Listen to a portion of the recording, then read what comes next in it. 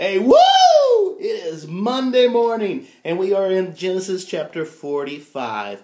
And in Genesis chapter 45, Joseph is talking to his brothers, and he finally reveals his secret identity to them. They've been going back and forth, and he's just kind of been hiding who he really is from them, even though he knew who they were the entire time. But he finally reveals his true identity. And I would have loved to see the moment. I would have loved to see the look on their faces. What a shock. The little brother that they had been so mean to, the little brother that they had sold to human traffickers, all of a sudden is one of the most powerful men in the world. I would have loved to see their faces go from to,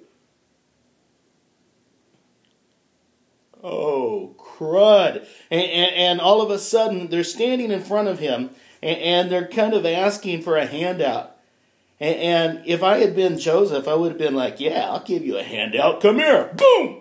But Joseph doesn't do that. Because he has the right perspective, he's able to forgive them. Because he has the right perspective, he sees things differently.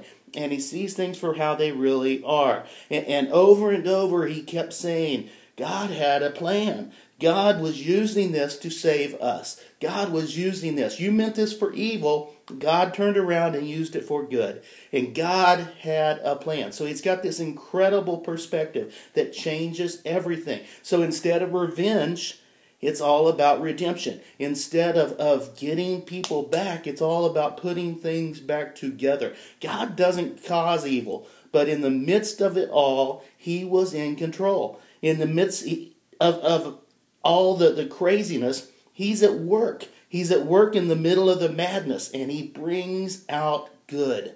His goal is always the rescue and redemption of everybody. And in this story, it's so interesting because he didn't rescue Joseph from the situation. He rescued Joseph through the situation. And through the situation, he also rescued Joseph's family, and he rescued an entire nation. He rescued a lot. There was some residue rescuing going on. And that's what God does. A lot of times he doesn't rescue us from situations, but he rescues us through situations, and he brings out good. If you live, and obviously you do because you're watching this, you're going to experience suffering. You're going to experience pain. Not everything is going to be cupcakes and roses and rainbows and unicorns. You're going to go through tough times. And you don't need cliches. You don't need greeting card slogans telling you, oh, just cheer up. It'll be better. The sun will come out tomorrow. You don't need that. But you need to look at the example of people like Joseph. You need to look at what happened to him and be encouraged by the fact that God reached into this horrible, horrible situation and horrible chapter of his life and started writing a whole new story. And be encouraged by the fact that your story hasn't been completely written yet. God's still working on your story. He's still writing the story of you.